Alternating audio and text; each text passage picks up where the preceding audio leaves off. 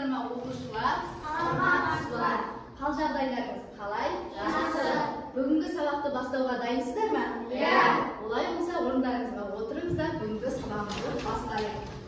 Сабақты бастамас бұрын мен үй тапсырмасын сұрап алайын сіздерден. Алдыңғы сабақта біз қандай тақырыпты өттік? Операциялық жүйелер. Дұрыс айтасыздар, операция. Сол операциялық жүйелерге қатысты үй тапсырмасына сіздерге арнап тест тапсырмасын дайындап бердік. Соны орындаймыз. Алдарыңызда тұрған экраннан ноутбуктегі үй тапсырмасы деген батырманы басамыз барлығы. Сол кезде үй тапсырмасына арналған біздің арнайы тестіміз ашылатын болады. Ашылып жатыр ма? Иә. Бастаймыз. Ашылса бастап кетеміз. Сұрақтарға жауап бере береміз.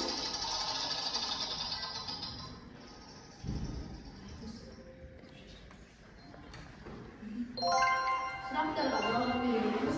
Молодцы, дұрыс, өте дұрыс. Қате жауап беріп жатырмыз. Айзере, даусынан естіп жатсың ғой да, өзің қате жауап беріп жатқан.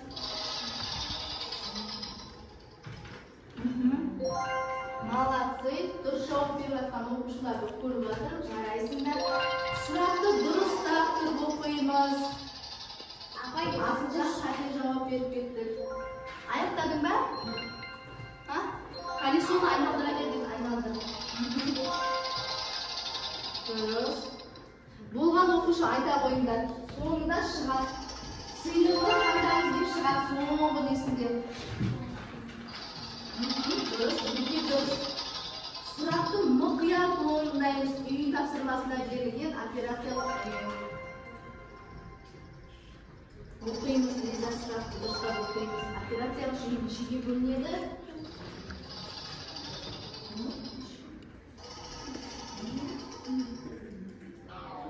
Операциялық жүйе нешеге бөлінеді? Оқушылар, иә, көп міндетті, дұрыс айтасыз. Сондықтан сұрақты мұқият оқимыз. Бәріміз білеміз. Көп міндетті операциялық жүйелерге не жатады? Көп міндет. Дұрыс, молодец.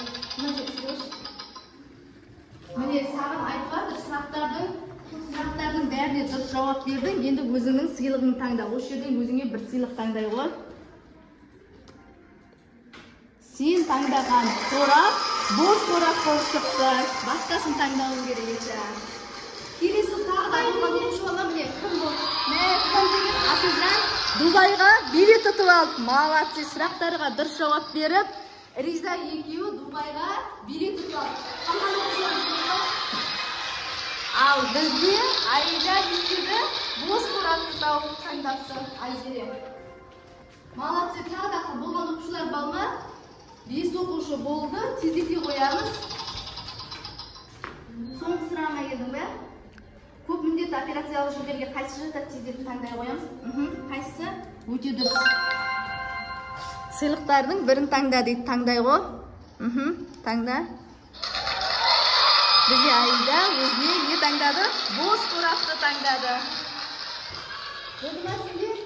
Неше оқушы қалды аяқтамаған? Сыйлықтарын таңдай қойыңдар, аяқтаған оқушылар. Сосын жаңа сабаққа өтетін боламыз. Болдыңыздар ма? Барлық оқушы болдық па? 20 болдық па? Молодцы.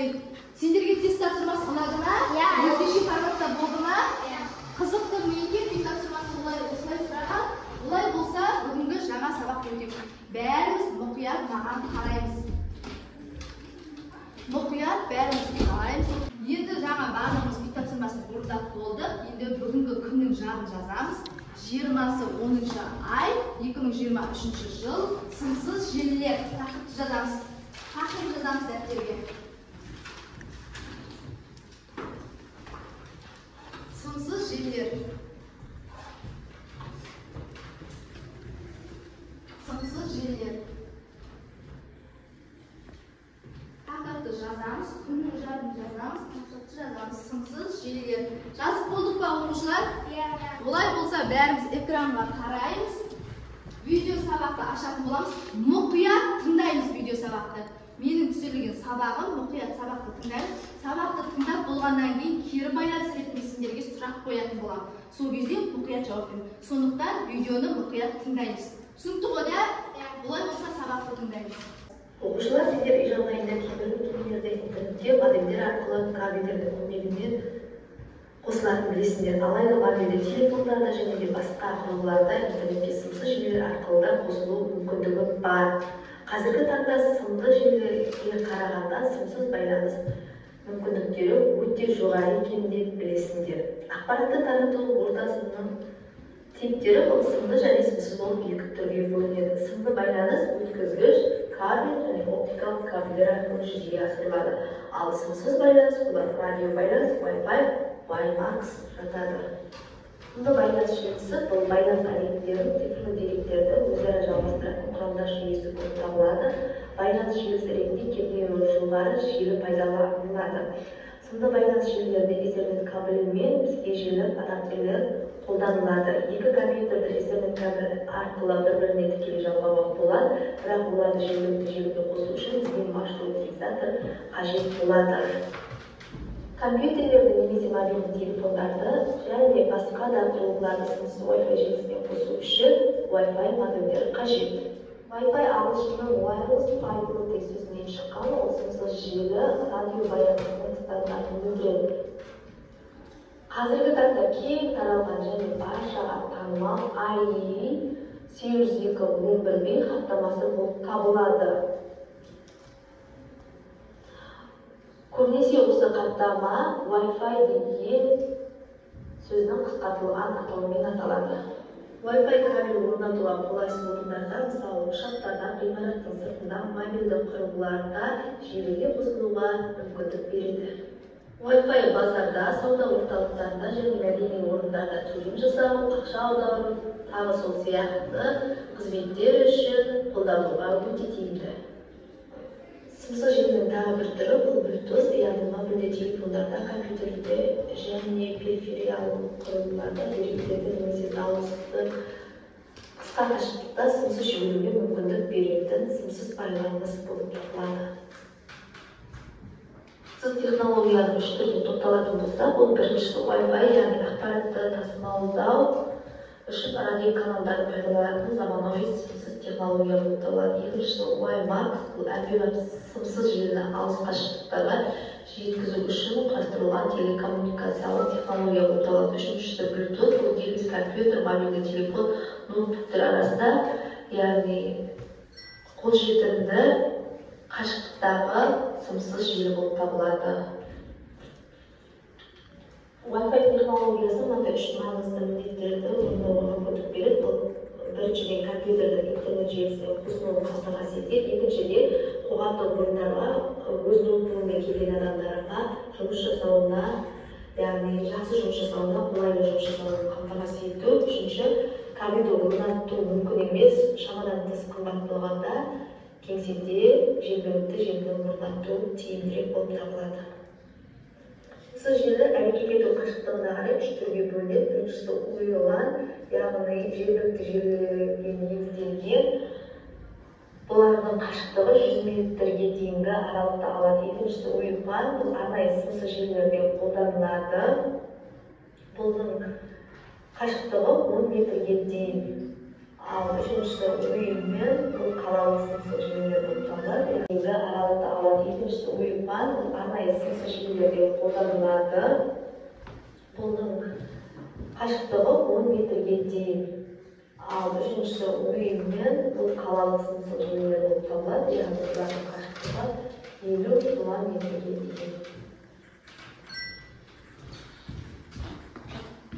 Видео сабақты бәріміз қарап шықтық та, түсіндік қой, біз бұған дейін үйде, мекемелерде, яғни модем арқылы интернетке қосылып тұратын біз көретінбіз.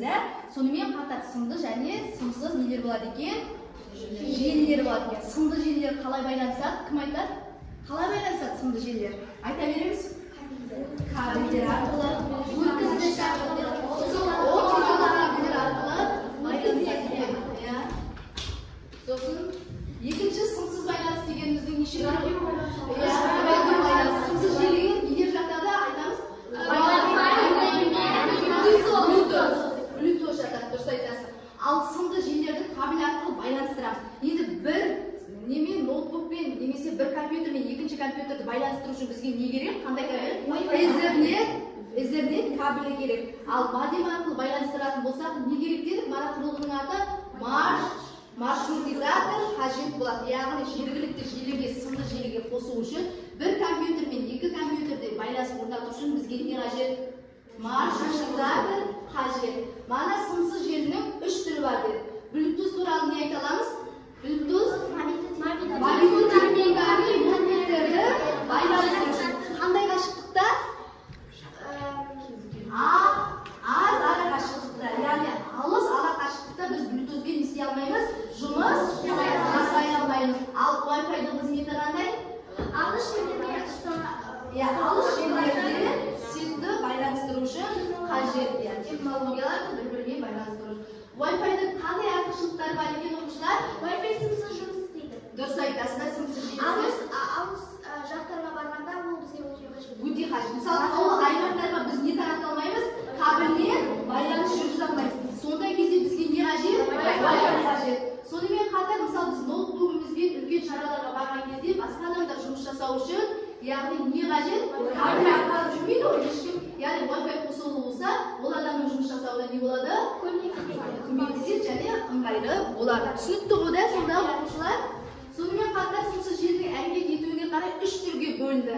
Ара қашықтығына WLAN, WiFi, WLAN. Дұрыс, WiFi-ның қызметі қандай? Ол дербес телефондар бір кабинеттің ішінде. Дұрыс айтасыздар. Қандай қашықтыққа дейін? Дұрыс айтасыздар. Келесі WLAN, негізінде бір мекеменің ішінде, зауыттың ішінде. Оның ара қашықтығы дұрыс айтасыздар. Үшіншіміз біздің қалалық WLAN. Қанша өте дұрыс айтасыздар. 50 километрден кейін, мысалы 70 километрге барғанда біздің Wi-Fi-мыз ұстамауы мүмкін. Себебі оның бар жететін жері сол 50 километрге. Содан кейін мысалы алыстап, мысалы 55-60 километрге барған кезде, мысалы біздің видеоларымыз ашылмай, загрузка болады, уже біз желіден естеп кеттік деген сөз. Өте дұрыс. Сендер тақырыпты жақсы түсінген екенсіздер. Олай болса, сол тақырыпты бекіту барысында біз тест тапсырмаларын орындайық. Ол үшін алдарында тұрған ноутбуктегі экраннан видео сабақтың астында орналасқан тест тапсырмасы дегендегі тапсырманы бір рет басамыз. Сол кезде біздің неміз ашылады. Біздің сабаққа қатысты бекіту сұрағы тест тапсырмасы ашылатын болады. Енді қазір сетке байланысты кішкене загрузка. Начать батырмасын басу арқылы начать батырмасын басқан кезде біздің алдымызда тест тапсырмасы ашылатын болады. Бүгінгі тақырыпқа қатысты тест тапсырмасы. Мұқият оқи отырып, жаңа өткен мәліметтерімізді пайдалана отырып, тест сұрақтарына жауап береміз. Ақпарат таралу ортасына қарай нешеге бөлінетін еді жаңа? 2-ге. Жазамыз, белгілейміз. Өте дұрыс. Үстінде байқап отырсаңыздар, оқушылар. Үстінде байқап отырсаңыздар, оқушылар қарап жүріңізші міне. Сіздер үлгілі мына бетте неше секундта орындағандарыңды және мына бетте оң жақтарында неше сұраққа жауап беріп жатқандарыңызды көрсетіп отырады. Бар болғаны 5 сұрақ жаңа өткен тақырыпқа байланысты бекіту сұрақтары болып табылады. Сондықтан мұқият тапсырманы орындап, сымды байланыс жерлері туралы белгілейді. Сымды байланысқа нелер қолданады дейді жаңа? Дұрыс, кабельдер, өте дұрыс айтасыңдар. Сымды желілер айтса, өткізгіш кабель, оптикалық кабельдер. Мобильді телефондар дұрыс, өте дұрыс, Bluetooth-ды пайдаланамыз. Дұрыс жауап бердіңдер? Үстіңгі жағында көрсететін. Дұрыс, 5 сұрақтың 5-еуіне жауап беріпті, 53 секундта. Өте дұрыс. Келесі балауса тапсырмасын орындап жатыр. Ерман, орындаймыз. 2 сұрақты орындапты. Сымсыз байланыс түрінде. Сымсыз байланыс түрінде. Сымсыз байланыс түрінде. Өте дұрыс. Бізде Айзере 5 сұрақтың 2-еуіне жауап берді. Және ұзақ уақыт 1 минут. Тақырыпты түсінбей қалдың ба? Әлде асығыстықтан тұңдар. Молодец. Айзере 4-еуіне жауап беріпті. 4-еуіне. Айбеке сен 3-еуіне жауап берді. Ештеңе етпейді, бұл жаңа тақырып. Бәрі жауап бердік қой, да? Жауап бердік. Жаңа алдында үй тапсырмасы, тест тапсырмасы, сосын жаңа бекіту тест тапсырмасы берілді ғой. Солардан қандай бал алғандарын айта қойыңдар. Айбеке нешеуіне жауап берді біріншісінде? Тез айта қой. Үшеуіне 1-де 45 минут. Екіншісінде неше сұраққа жауап берді? Біріншісінде тестінде неше сұраққа жауап бердің? Біріншісінде 3 сұраққа жауап. Екіншісінде де 3 сұраққа жауап бердің ғой, да? Болды. Келесі балауса. Біріншісінде 4 сұрақ, екіншісінде. Мына 1 балл қойып кетемін. Текстерде мен 1 балл қойып қой. Келесі балауса тездетіп айта ғой. Біріншісінде неше сұраққа жауап бердің? 4 сұраққа 1 балл. Келесі екінші сұраққа 4 балл, 2 сұрақ, 2 балл. Келесі Герман тездетіп айтып ғой. Біріншісінде 4 сұраққа жауап бердің, 1 балл. Келесінде 2 сұраққа 1 балл аласың. Келесі Ләззат тездетіп айта ғой. Біріншісінде 5, екіншісінде 5. Екеуінен де 2 балл аласың. Келесі Асылжан біріншісінде 4, келесінде 3, 1 балл аламыз. Келесі Айзере Мен біріншісінде 4 сұраққа, екіншісінде 2 сұраққа. 1 баллдан аламыз. Келесі Риза Біріншісінде 5 сұраққа, екіншісінде 4 сұраққа жауап бердім. молодец. 2 баллдан аламыз. Келесі Гүлбақыт Біріншісінде 5 сұраққа, екіншісінде 4 сұраққа. 2 баллдан молодцы. Келесі Аида Бірінші сұраққа 5 не? келесінде Екінші сұраққа 2 балл. Дұрыс. Әрқайсы тек 2 тесттен алған балдарымызды алдық, жаздық. Мына жерге енді келесі тапсырма бізде сәйкестендіру және Вен диаграммасы тапсырмалар қалып, ол жерде ең жоғарғы шектік балл 3 балл жинауымыз керек. Сол балдарды қосып, бүгінгі балымызды есептеп, балды алатын боламыз. Мынау бағалау кестесі. Түсінікті ғой да бәрімізге? Біз тест тапсырмасын орындаған кезде сымды және сымсыз жүйелер туралы толық ақпарат білдік, және сымды жүйелердің атқаратын функцияларын білдік. Енді бізде келесі тапсырма сымсыз жүйелердің әрекет ету қашықтығына қатысты тапсырма болады. Ол жерде біз сымсыз жүйелерді әрекет ету қашықтығы бойынша топтастыра аламыз және сымсыз жүйелердің функциясын білетін боламыз. Түсінікті ғой да? Олай болса, сымсыз жүйелерді әрекет ету қашықтығы деген тапсырманы бірлеп шертейік. Сол кезде біздің тапсырмамыз ашылатын болады. Ашылды ма? Жаңа уйлан, уйфан, уйман бар ғой, сол әрбір ненің өзінің несіне сәйкес келетін нені таңдайсың. Мынау қайсыға жатыр? Уйланға ма, уйманға ма, уйфанға жатыр ма? 100 метрге дейін қашық. Соны тышқанның көмегімен апарасың. Түсіндің бе? Ал міне, қарап жүре қойыңыздар оқушылар. Бұлай болдайыз, сымсыз желілердің қашықтығына қарай бөлу түріне сипаттама бердік. Окей батырмасын басамыз. Міне 50 километрге дейінгі қашықтық дейік. Бұл қайсыға жатады? Уйпан ба, уйлан ба, уйманға ма? Уй неге жатады? Ал өстіп апарамыз. Түсінікті ғой, да? Бәрі болғаннан кейін астындағы дұрыс деген галочканы бір белгілесек, жауабымыздың бешеуіне дұрыс жауап бергенімізді білуге болады. Иә, мынаның әрқайсына қайсына жатады, соған апарасың. Түсінікті ғой? Өте дұрыс, мұқият оқимыз. Кітапты, оқулықты кішкене арасында қарап пайдалануға болады. Қолыңды аяқтап, біреу ғана дұрыс емес. Бұл арнайы сымсыз желілерде қолданады. Ол қайсы? Иә, апарайды.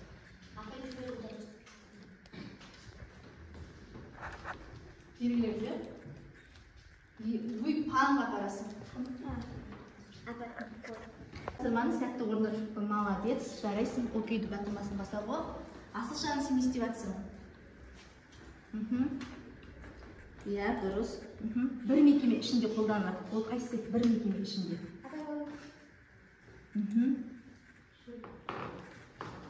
Молодец. Айбеке, жарайсың. Барлық сұраққа дұрыс жауап беру. Герман сымсыз желінің әрекет ету қашықтығына қатысты 3, яғни уйлан, уйфан және уйманның біз функциясына қатысты тапсырманы бәріміз өте керемет орындап шықтық. Жарайсыңдар балалар, олай болса келесі тапсырмаға көшеміз. Бізде келесі тапсырма сымсыз желі, яғни сымсыз желінің Вен диаграммасында сымды және сымсыз желілерді салыстырамыз және олардың әрбірінің қандай артықшылықтары бар екенін анықтаймыз. Бізде сымды желінің қызметі қандай, функциясы қандай және Wi-Fi сымсыз желінің артықшылығы қандай. Сымды желі мен сымсыз желіні істейміз, бір-бірімен салыстырамыз да екеуінің артықшылықтарын анықтайтын боламыз. Қазір бәріміз дәптерге орындаймыз. Бұл жерде сендер сымсыз және сымды желілерді бір-бірімен салыстырасыңдар, әрбірінің артықшылықтарын білетін боламыз. Дәптер ашамызда, дәптерді ашамызда жазамыз диаграммада сынды және сынсыз желілердің артықшылықтарын. Екі желінің бір-бірінен артықшылықтарын жазатын боламыз. Салыстыра отырып. Сынды желіде қандай артықшылық бар және сынсыз желілерде қандай артықшылық бар? Бана сабақтың басында түсіндірілді және тест тапсырмасында біз не істедік? Осы тапсырманы бекіттік. Енді соңғы қорытындылай келе екі желінің бір-бірінен айырмашылығын жазып шыға қояйық. Ойларыңды әдемілеп, асықпай жеткіземіз. Қазір жекелеп оқытатын боламын. Тақырып сіздерге түсінікті болып жатыр ма, оқушылар? Иә. Түсінікті ғой, сынды және сынсыз желілерді. Өз ойларыңды еркін, қатып қалған ереже емес, өмірде мысал келтіре отырып та жеткізсеңіздер болады. Қазіргі кезде біз мысалы мына желіні қолданып жүріп, оның пайдасын мен бұлай көріп отырмын деп әдемі қылып мысалмен де жеткізсек болады, оқушылар. түсініп отырсыңдар ма? Қазіргі таңда біз мына желіні пайдаланып жүрміз. Оның бізге мынадай пайдасы тиіп жатыр деп әдемі қылып өз сөздеріңізбен жеткізсеңіздер тіптен жақсы.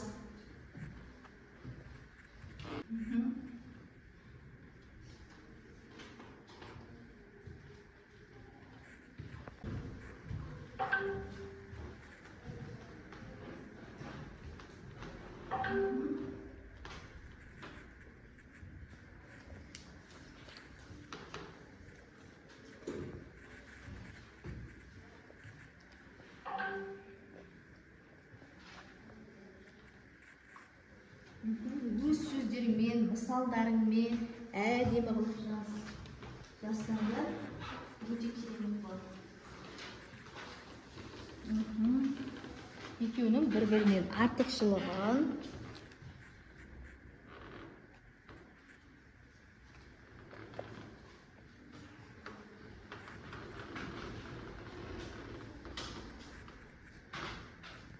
жазасыңдар.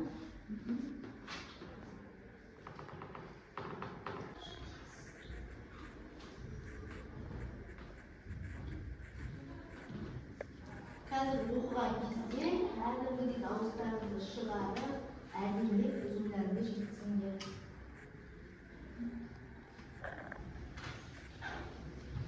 Мысалмен не істейін, сонда түсінгендер көрмейді. Мысалмен жеткізіңдер. Қазір қандай желіні пайдаланып жүрсіңдер, оның қандай несін пайдасын көріп жүрсіңдер, несімен тиімді болып жатыр, соның бәрін әдемілеп жеткізіңіздер. Ойларыңды ашық айтып біліңдер. Тек кітаптың есінде шектеліп қалмаңыздар. Оның бәрі қазір бағаланған кезде арнайы белгілейтін болады. Әрбір айтылған сөздеріңді, өз ойларыңмен жеткізгендеріңді, мысал қосып алғаннан бәрі бағаланған болады.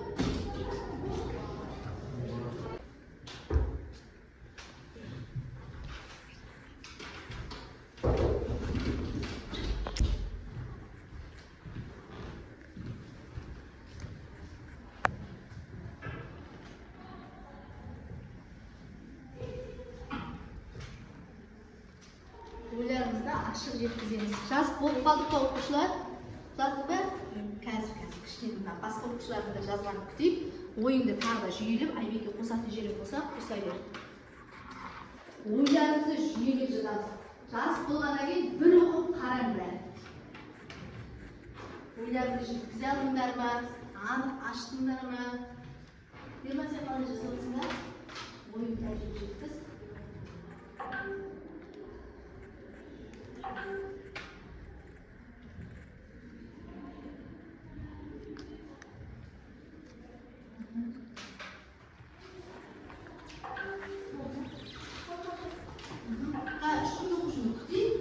Сосын оқытып бастаймын. Осы нені артықшылықтарын жазып өз ойларыңмен жеткізсеңдер, бүгінгі сабақты түсінді деп есептеймін.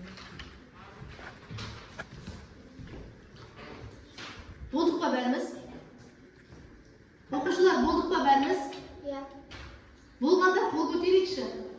неше оқушы аяқтамаған қайын. Бізде 5 оқушы бар екен, күтекенді. Тез етіп ойларыңызды жүйелей қояйық, оқушылар.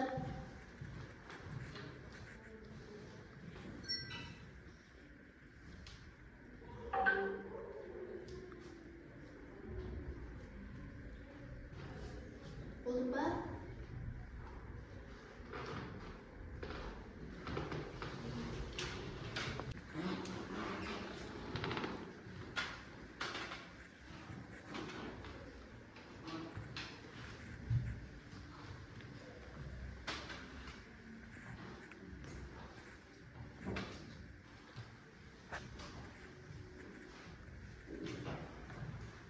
Оқушыларын жазып болдық қой да? Олай болса оқытып басайық. Бірінші Риза бастасын. Бәрімізден де сұраймыз да. Бұл жерде оқығанымызды әдемі қылып жеткізейік. Дәл осы оқығанымыз біздің бүгінгі тақырыпты түсінгенімізді, және түсінбегенімізді білдіреді. Түсінікті ғой да? Кеттік. Риза. Сымды желі. Сымды желілер бір жерде орналасады. Олар кабельдер арқылы жүргізілген сымды желі түрі. Олар желінің жақсы түрі, бірақ олар бір жерде орналасады. Бір кабель бұзылса, ол өте қолайсыз. Сымсыз желі алып жүруге өте қолайлы. Бір жерден екінші жерге тасымалдаудың өте оңай түрі. Сымды желі алып жүруге қолайсыз болса, сымсыз желі өте қолайлы. Екеуінің ұқсастығы екеуі де желі түріне жатады. Отырау. Әркімнің өз ойы дұрыс деп есептейміз, сондықтан әркімнің түсінігіне қарай ешқандай қате пікір қалдырмаймыз. Дұрыс айтады, сымды желілер кабельдер арқылы және сымсыз желілер арқылы Wi-Fi желісі арқылы жүргізілетіндігін айтып отыр. Сымды желі байланыс объектілердің цифрлы деректерді өзара жалғастырылатын құрал желісі. Сымсыз желі мобильді телефондар арасындағы сымсыз жалғануы. Ең тиімдісі бірнеше компьютерде сымсыз байланыс технологиясы көмегімен бірге жұмыс жасайтын етіп жалғануы. Сонда сымсыз желінің артықшылығы неде болып тұр? Артықшылығы? Бана біз сабақтың басында да айттық қой, артықшылығы неде болып тұр? Артықшылығы? Не істейді? Таулы аймақтарда болған кезде немесе жиналыс кезеңдерінде не істеуге? Алып кетуге қолайлы болып тұрады. Яғни байланыс қолдануға бізге тиімді болып тұрады. Ерман оқи қойсын. Сымсыз желілер оларға Wi-Fi жатады. Олар өте ыңғайлы болып келеді. Әрі жеңіл. Мен күнде Wi-Fi пайдаланып жүрмін. Ол өте ыңғайлы, әрі пайдалы. Мен онымен әртүрлі программаларға кіріп жұмыс жасаймын. Сымды желілер оларға кабельдер жатады. Қазіргі таңда адамдар сымсыз желіні көп пайдаланады. Кабельді біз көп пайдаға жаратпаймыз. Өте дұрыс айтады. Біз қазіргі таңда біздің бәрімізде қазіргі кезде мобильді телефон бар. Ол мобильді телефонда біз Wi-Fi болса, бізде не істейді? Неше түрлі программалармен жұмыс жасауға, кез келген жерге алып кетуге ыңғайлы деп айтып отыр. Ерман бірнеше программалармен жұмыс жасап жүр екен. Біз мысалы иншотта жұмыс жасасақ та, видео монтаж жасасақ та, оларға бізге не қажет? Қазіргі таңда Wi-Fi қажет. Көптеген программалар қазір желі арқылы жасалады. Түсінікті ғой да, желі арқылы. Егер де бізде желі болмаса, Wi-Fi болмаса, біз ол программалардың мүмкіндіктерін істей алмаймыз, пайдалана алмаймыз. Ерман тақырыпты өте жақсы түсінген екен. Өз ойын там күнделікті мысалмен әдемі жеткізе алды. Баласы жалғастыра береміз. Сымды желілер кабель оптикалық кабель арқылы байланысады. Қазір біз сымды желілерден көп қолданбаймыз. Сымды желілерден анда-санда интернет кабелін қолданамыз. Сымсыз желі. Біз қазір сымсыз желілерге жататын Wi-Fi құрылғысымен жұмыс жасаймыз. Wi-Fi-ді біз мәдени орталарда, сауда орталарында тиімді түрде қолданамыз. Екеуінің ұқсастығы, екеуі де желі түрі. Темана біріншісінде сымды желіде айтында интернет кабельдері арқылы байланысады. Интернет кабель болмайды, қандай кабель болады? Оптикалық кабель болады. Осы жерде қателеспей жайма болса, дұрыс айтасыз. Сымсыз желілер бізде мысалы демалыс орындарына барғанда, сауда орындарына барған кезде қазір біз бәріміз Каспий приложениесі арқылы не төлейміз? Төлем жасаймыз. Сол кезде бізге интернет желісі қажет болады. Сондықтан біз ол кезде нені қолданамыз? Wi-Fi желісін қолданамыз. Дұрыс, өте дұрыс. Қазіргі таңда қолданыста жүргендігін өте әдемі жеткізіп жатыр. Баласынан отырамыз. Келесі Ләззат өз ойыңды жеткізе бер. Сымды желілер ақпараттарды тарату ортасы, олар кабель, оптикалық кабель, өткізгіш арқылы жұмыс Өткен сабағымыз туралы көптеген тапсырмалар орындаймыз. Компьютер жергілікті желілерге қосылу үшін қажетті қосқыштар немесе маршрутизаторлар арқылы жалғанады. Сымсыз желінің бізге деген пайдасы өте көп. Оларға Wi-Fi, Emacs, Bluetooth, мысалға біз басқа қалаға барсақ дүкенге, ақша аудару үшін, сауда одақтарын перен жасау үшін Wi-Fi керек.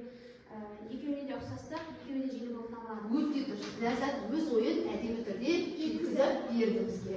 Келесі бізде Аида айтады.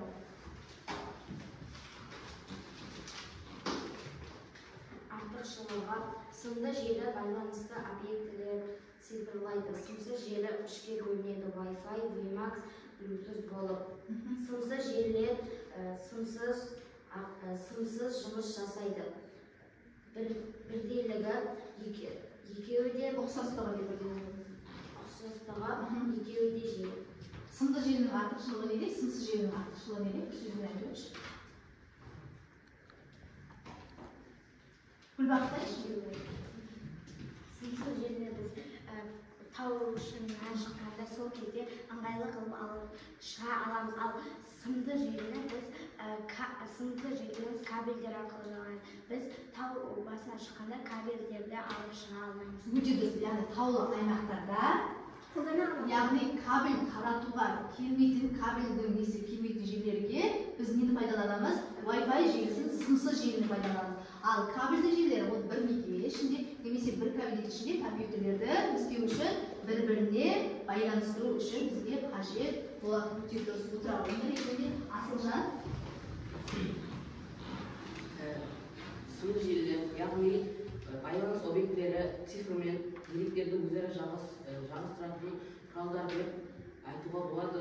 Сымды желіде кабельді қолданамыз. Сымсыз желілер деп Wi-Fi-ді да алуға болады. Яғни Wi-Fi интернетпен құрылған ноутбуктердің мобилді телефондардың арасында сымсыз жалғану. Сымсыз желі өте оңай қолданылады. Wi-Fi өте жақсы құрылғы. Мен онымен күнде жұмыс жасаймын. Өте дұрыс. Отыраға. Айбекке соңғы ойыңызды жеткізіп жіберейік. Артықшылықтары сымды желілерде оптикалық кабельді алып жүру міндетті. Ал Wi-Fi-ді кез келген жерде қабылдап алып беруге болады. Және таулы алыс аймақтарда Wi-Fi-ді пайдалануға болады. Сымсыз желі. Кабель егер өзінде болса, кез келген программаға кіруге болады. Ал Wi-Fi-ді кодын сұрап іздеп жүру керек болады. Сұрағанның өзінде қай аумақта қай жерде жүргенін, орналасқанын біле алмайсың. Ұқсастығы екеуі де интернетке кепіл етеді. Жалпы былай айтқанда сымды және сымсыз желілердің өзінің артықшылығы және кемшіліктері бар. Сымды желіде мысалы кабельдің бір жері бұзылып десе үзілетін болса, барлық желі компьютерлері неден шығады? Желіден іштен шығатын болады. Ал сымсыз желіде ол қалай? Егер оның біз кодын беретін болсақ, барлық аймаққа арақашықтыққа дейінгі аймаққа таралады. Ал егер кодын білмесек, біз оған істей аламыз, байланысқа шыға алмайтын боламыз. Рефлексия, яғни бүгінгі сабақтан алған өзіміздің әсерімізді, нені түсіндік сабақтан, нені түсінген жоқпыз, өткен сабақтан қай бөлім сендерге қызықты болды, сол туралы өз ойларыңды мына жерде стикерді басу арқылы басқан кезде жазатын алаң шығады сендерге терезе, сол жерге өз ойларыңды жаза қойыңыздар. Жарай ма? Ашылып жатыр ма бәрімізде? Ойымызды асықпай әдемі қылып жеткіземіз.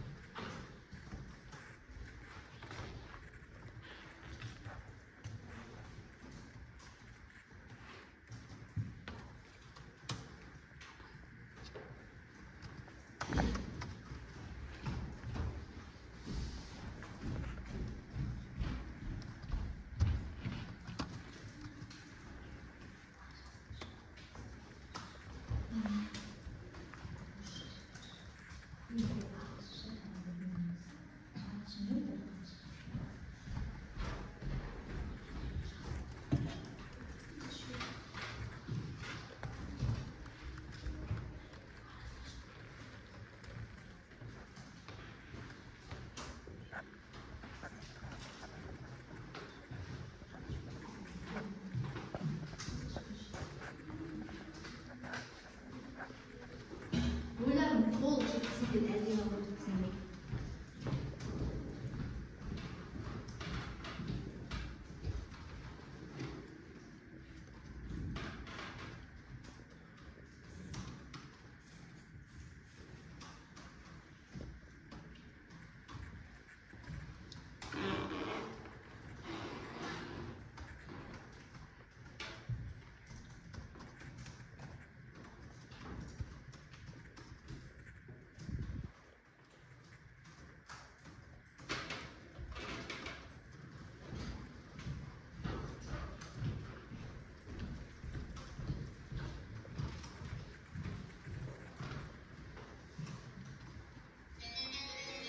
Оқушылар стикеріміздің фонын өзгертейік те, себебі барлығы сары түспен берді ғой. Үстінде неше түрлі түс таңдауға болады. Қызыл, жасыл, көк, сары, оранжевый неше түрлі түстерді таңдауға болады.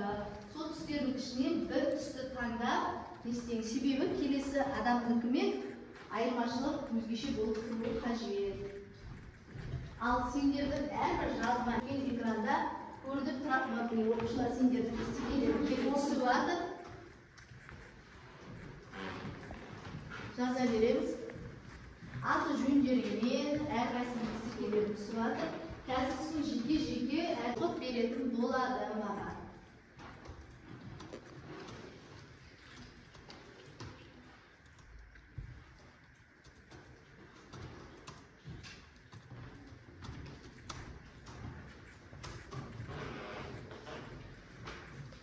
Болдық па оқушылар? Жазып? Жоқ. Тездетіп ойымызды жаза қояйық.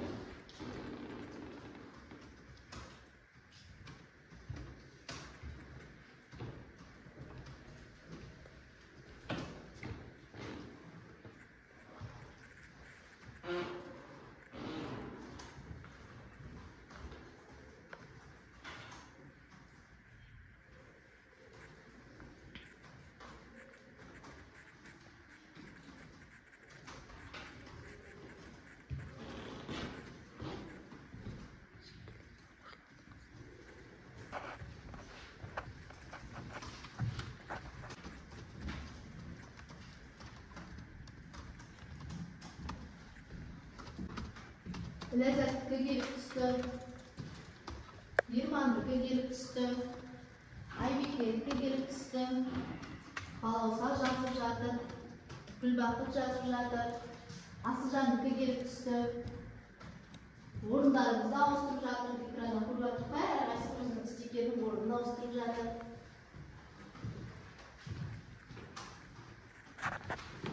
Бәріміз бірдей түсті таңдамай оқушылар. Қазір оқығанда өткізген ыңғайлы болу үшін.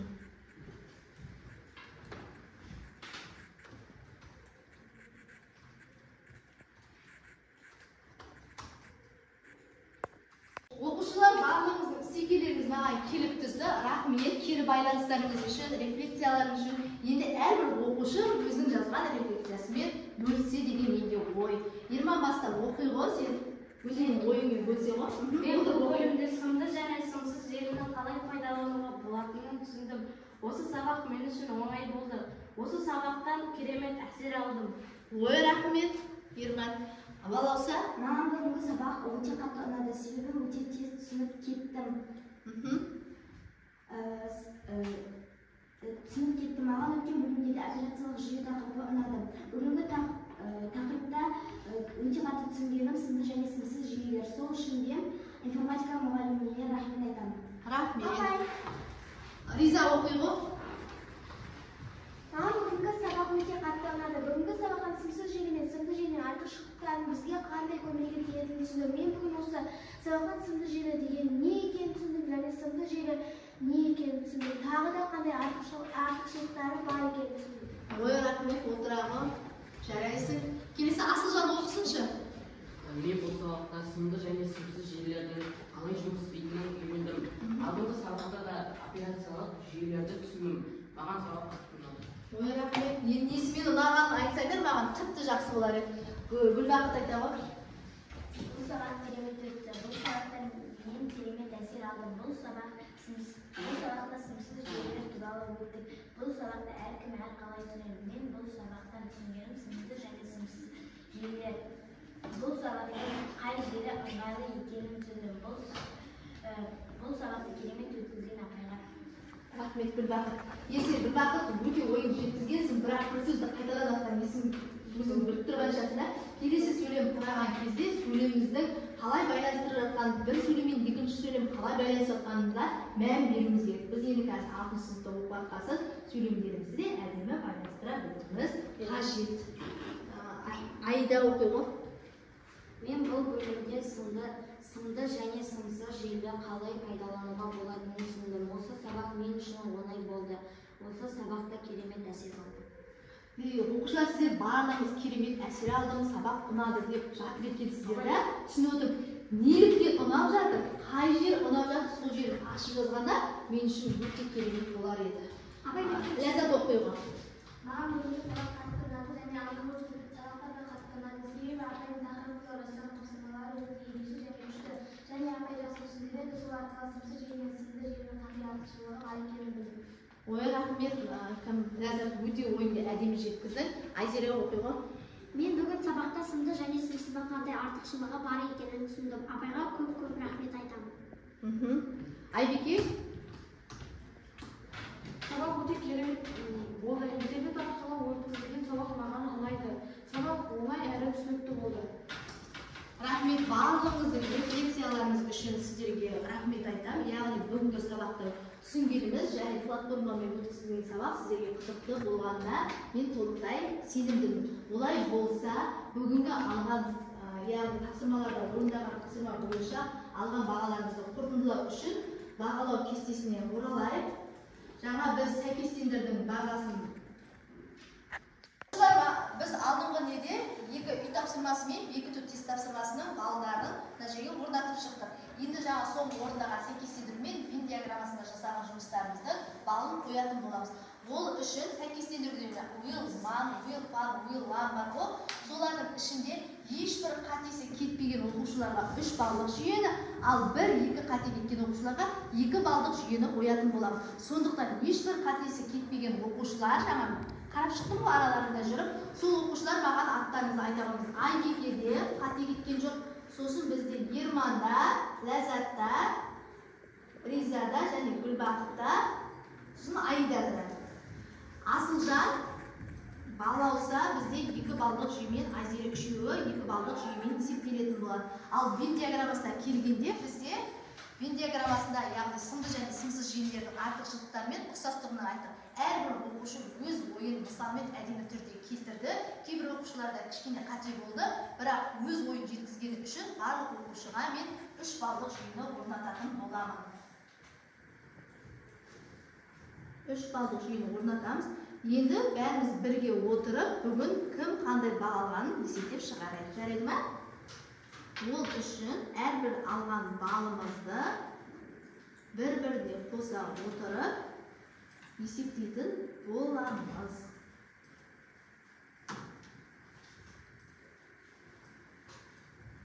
Бізде Айда, Гүлбақыт, Риза және Ләззат 5-тік бағамен, қалған оқушылар 4-тік бағамен. Бұл бізде нені білдіреді?